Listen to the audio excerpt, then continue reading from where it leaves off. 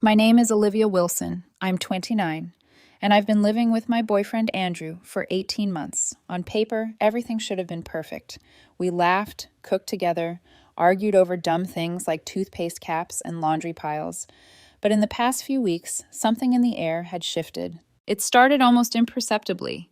Andrew's phone would always face down on the table, even when we were eating breakfast. New passwords appeared, where old ones had sufficed.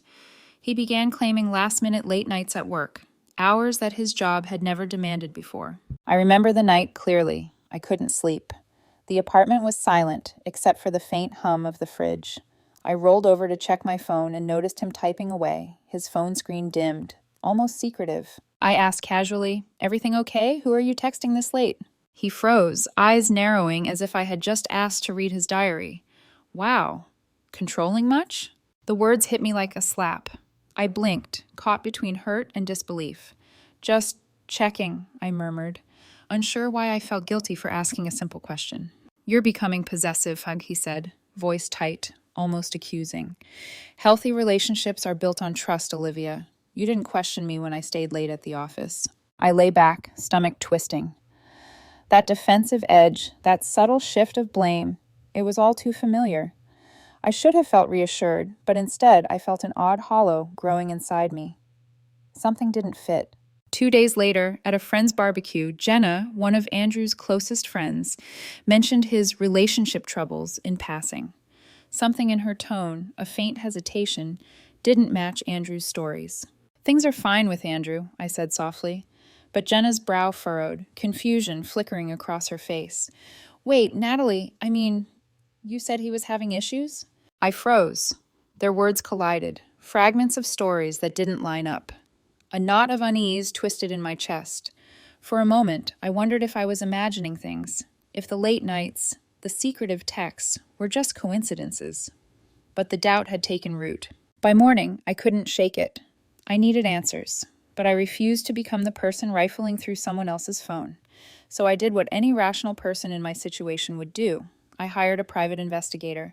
Bryant, former cop, professional, unflinching in his analysis. "When they get defensive about their phone," Bryant had said, leaning back in his chair, "there's usually something they're hiding. Trust your instincts, Olivia." I hadn't wanted to believe it, and yet instinct told me I had no choice. The small suspicions, the inconsistencies, they were threads, thin and delicate, but if pulled, they might unravel everything. The following week, I watched, waited, and noticed the little things. Andrew adjusting his collar before stepping out, a hurried glance at the clock before leaving, phone always tucked under his arm. I scribbled notes, small observations, and let my gut guide me. And then the pattern became clear. Every Thursday, he vanished for hours. Work meetings, he claimed. But those hours were never just hours. They were time unaccounted for, secretive, deliberate. I didn't yet know what I would find. What I did know was this. The first seeds of betrayal had been planted, and I was about to discover how deeply they had rooted. The moment I handed Bryant the file of Andrew's behaviors, a strange mix of relief and dread settled over me. Relief, because finally, someone else would look at the patterns I'd been obsessing over without judgment. Dread, because I feared confirming the suspicions I had tried desperately to ignore. Bryant was calm, methodical, almost clinical. "We'll follow him discreetly," he said. "Photos, locations, timestamps. Don't interfere, don't confront. Let the evidence speak for itself." I watched from my apartment window one Thursday afternoon as Andrew left, claiming a client meeting downtown. He walked briskly, a slight tension in his shoulders, as if he knew he was being watched, or perhaps just as guilty as I suspected. Bryant's calls came in the following days, carefully worded updates. At first, they were innocuous. Lunch at a cafe, quick errands. But then, the Thursday meetings started to line up in a pattern too precise to ignore. He was consistently arriving at a downtown hotel, checking in alone, and that was when Bryant dropped the bomb. "Olivia," he said, his voice low and steady, "it's not work. He's meeting a woman, Amelia, his fitness coach. She's been meeting him every Thursday for 4 months." I couldn't breathe. 4 months. Months of late nights, excuses, smiles that hid something deeper. 4 months of me trusting him.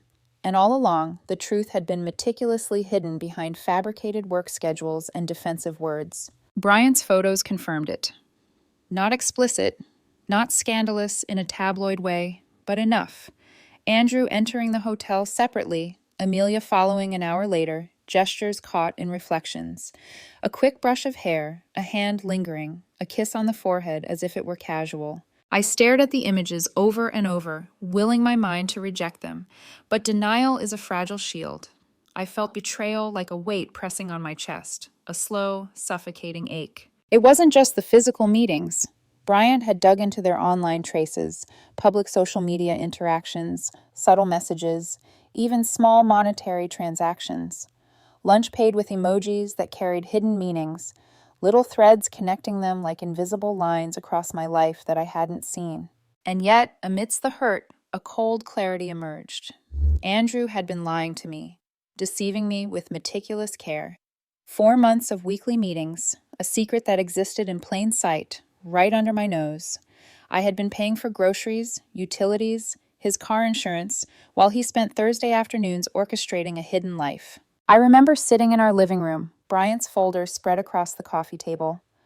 Photos, timestamps, texts, receipts, all proof. I ran my fingers over the edges, feeling the weight of evidence, feeling the weight of my own heartbreak. "Thank you," I whispered to Bryant, not fully realizing if it was gratitude or a hollow acknowledgement of the betrayal. That night, I didn't sleep. I lay in the darkness, staring at the ceiling, replaying every interaction, every defensive glance Andrew had thrown at me when I asked simple questions. All of it made sense now, but understanding did not soothe the raw, twisting ache in my chest. The truth had emerged, slow and precise, as betrayal often does, and with it came the grim realization. I needed to plan my next move. Confrontation without preparation would be a disaster. I had to act, but carefully. Every detail mattered. Every decision carried weight.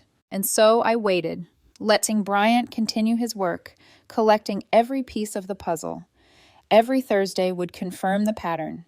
Every photo would solidify the evidence. Andrew's hidden world was coming into focus, and I was ready to step into the light of truth, fully armed with proof and resolve. I didn't rush. I couldn't. Betrayal this deep required precision, patience, and strategy. Bryant's folder sat on my kitchen counter, waiting for the moment it would speak louder than any argument. Inside, every Thursday afternoon, every lie, every small, intimate gesture between Andrew and Amelia was documented, time-stamped, undeniable. Monday morning arrived like any other. Andrew kissed me goodbye with that familiar warmth, oblivious, or perhaps willfully blind, to the storm that had been quietly building around him. I watched him drive off, pretending routine, while my heart beat a strange rhythm of anticipation and dread. Trevor's moving crew arrived promptly. I'd called him in advance, asked him to take only my belongings. Andrew's things would remain untouched, left precisely as they were. The act felt symbolic. My past, my trust, my love, packed up carefully. His choices, his consequences, left behind. I placed Bryant's folder dead center on the counter. The cover photo showed Andrew and Amelia entering the hotel, timestamp glaring, proof impossible to dispute. Inside, everything else: texts, photos, receipts, even the small digital breadcrumbs that had whispered the truth for months. When Andrew returned from work that evening, the shift in the apartment was palpable. I could see the tension in his posture, the flicker of uncertainty crossing his face. What is this?" His voice cracked, half anger, half panic. "Truth," I said simply. My voice was calm, measured, not a tremor of fear, not a trace of doubt. Everything you've been hiding, every Thursday, every lie, every small gesture you thought I wouldn't notice. Denial came first, swift and loud. "This isn't what it looks like. You hired someone to follow me. You psycho!" I didn't flinch. I let him flail, his defenses collapsing in real time. Then came bargaining. "Please, Olivia. It meant nothing. It's not what you think. Just let me explain." I listened quietly, cataloging every word, every attempt to manipulate, every plea. The weight of months of betrayal had sharpened my focus. His excuses, once plausible, now rang hollow, impotent against the evidence sprawled before him. Anger rose next. He shouted, blamed me, questioned my trust. But this time I didn't shrink. I didn't apologize. I didn't let him twist reality. I merely stated facts, laid them bare. Every Thursday, 4 months, deceiving me while I paid for everything, while I trusted him. And then came resignation, a final, pitiful attempt at guilt. Olivia, you can't just leave. We live together. I need you. I felt a strange mix of pity and resolve. I had already decided. The lease was in my name, legally binding. Andrew was technically a month-to-month tenant. I had ensured every step was correct, above board, intentional. You made your choices, I said, voice steady, and now you face their consequences. As he collapsed into the couch, stunned, I watched the man I once loved become someone unrecognizable. He was still Andrew, but the mask had fallen. The betrayal was exposed, and there was no turning back. That night, I lay awake, not from doubt or fear, but from the strange, electric clarity that comes when you finally step into your own power. Betrayal had torn open a wound, but it also forced me to confront the truth, embrace my strength, and reclaim control over my life. The moment Andrew realized I wasn't coming back, his mask slipped entirely. Denial gave way to anger, then bargaining, then a raw, desperate sense of entitlement. But I didn't waver. I had planned carefully, and I wasn't about to let manipulation twist reality. First came the social angle. Andrew's best friend Marissa called, her voice sharp with indignation. Olivia, you can't just kick him out. People make mistakes. I swallowed, steadying myself. He made the mistake every Thursday for 4 months, I said calmly. That's not a mistake. That's a pattern. Marissa sputtered. She didn't understand the evidence I held, the betrayal etched into every photo and timestamp in Bryant's folder. She only saw the superficial drama, the he's hurt narrative that Andrew tried to spin. Then came the financial demands. He sent a formal-looking email insisting I continue paying his car insurance, his phone bills, claiming I was legally obligated because I had been supportive during our relationship. I let him speak, and then I let Bryant's documentation speak. Every Thursday, every meeting, every hidden expense, Andrew's so-called sacrifices were dwarfed by his deception. I forwarded the evidence calmly. Hotel photos, receipts, timestamps. The pinnacle of entitlement arrived when Amelia, his female coach, actually contacted me. His voice on the phone was almost casual. Olivia, things are tense. Maybe you could ease up? I laughed softly, a bitter, hollow sound. Amelia, he's been seeing you every Thursday for months. You aren't a mediator. You're part of it. Amelia's girlfriend, it turned out, had found out about their affair as well. Suddenly, Andrew's world, the world he'd tried to hide, collapsed under the weight of his own lies. He wasn't special. He wasn't secretive. He was just one story among many. Andrew's family got involved next. His mother called, tearful and pleading, insisting I give him another chance. His sister Victoria showed up at Trevor's place where I was temporarily staying, demanding I reconsider. She tried to use guilt, social pressure, familial loyalty, even threats of homelessness. I remained steadfast. He made his choices, I reminded them all. These are the consequences. I am not making him anything. He cannot manipulate reality. He cannot twist betrayal into entitlement. Even when Andrew tried one last face-to-face confrontation, storming into my office with a prepared speech, claiming I owed him for 3 years of shared life, security escorted him out. The audacity stunned me, almost impressive in its audacity, but irrelevant. Facts spoke louder than words, and I had them all. By the end of that week, the social and familial pressures faded, leaving only clarity. Andrew's manipulations had unraveled, Amelia's girlfriend had spoken, friends had taken sides, and I had maintained control. The betrayal had its consequences, public, private, and irrevocable. I felt the first true flicker of relief. I had stood firm, acted strategically, and refused to be gaslit. And though the wound of betrayal still throbbed, I could already sense the first breaths of liberation. My life, finally untangled from deception, stretched ahead, waiting to be reclaimed. Move-out day arrived with a quiet tension that filled the apartment like a living thing. Trevor's crew was there, documenting the process, ensuring nothing was disputed later. I had learned from experience. Precision mattered, evidence mattered, control mattered. Andrew's belongings remained untouched. My own life, the past 3 years, every memory, every token of trust and love was packed carefully, methodically. Bryant's folder, The Chronicle of Deception, remained on the counter, a silent witness to betrayal and truth alike. He never called. He never came. By the time the elevator doors closed, the apartment felt lighter, freer, almost unfamiliar, but in a good way. I breathed in the emptiness and felt a strange calm. The fallout had spread far beyond the walls of our apartment. Andrew's friends, once sympathetic, had seen the evidence.